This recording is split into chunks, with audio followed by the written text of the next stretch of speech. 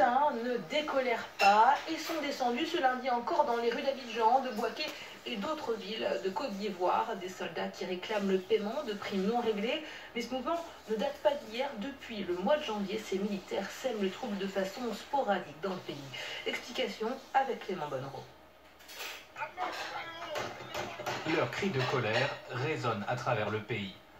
Ces soldats mutins sont d'anciens rebelles qui contrôlaient le nord de la Côte d'Ivoire dans les années 2000 et ont soutenu Alassane Ouattara lors des violences post-électorales de 2011. Aujourd'hui intégrés à l'armée, ils seraient 8400 sur un effectif total de 22 000 soldats. Une première mutinerie éclate en janvier dernier. Les anciens rebelles réclament une prime en échange de leur soutien au président 6 ans plus tôt. Un accord est trouvé après 2 jours d'affrontement. Je confirme mon accord pour la prise en compte des revendications relatives aux primes et à l'amélioration des conditions de vie et de travail des soldats.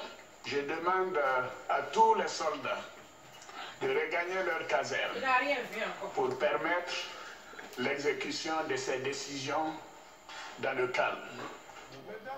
L'accord prévoit le versement d'une prime de 12 millions de francs CFA, soit environ 18 000 € à chaque soldat. 5 mois plus tard, l'argent n'est toujours pas arrivé. Les soldats n'ont reçu que 5 millions de francs CFA, les 7 millions restants étant prévus pour la fin du mois. En cause, la baisse du prix du cacao qui pousse le gouvernement à réduire ses dépenses. La situation divise les anciens rebelles. La semaine dernière, un de leurs porte-parole déclarait qu'ils renonçaient à leurs revendications, une option rejetée par de nombreux soldats qui lancent un nouveau mouvement de révolte vendredi dernier. Ce lundi soir, la situation reste trouble en Côte d'Ivoire. Les annonces se succèdent. Le ministre de la Défense ivoirien affirme être arrivé à un accord avec les mutins. Pourtant, 2 représentants des soldats disent de leur côté avoir rejeté cette proposition. La correspondance à Abidjan d'Arnaud Froger.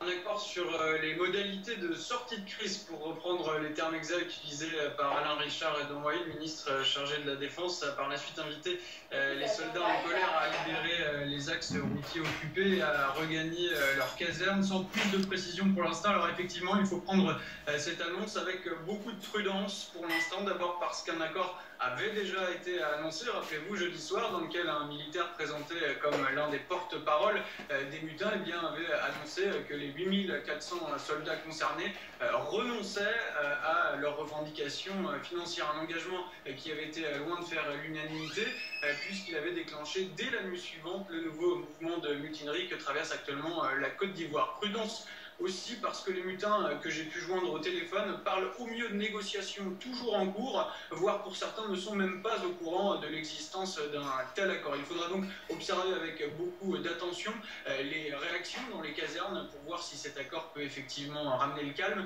Jusque-là, les autorités politiques s'étaient montrées tout à fait intransigeantes sur le fait de ne pas payer le reste des primes réclamées par les mutins. L'utilisation du terme modalité de sortie de crise par le ministre chargé de la Défense ou de négociation par certains des mutins que j'ai pu joindre laisse à penser que la donne pourrait avoir changé à ce niveau.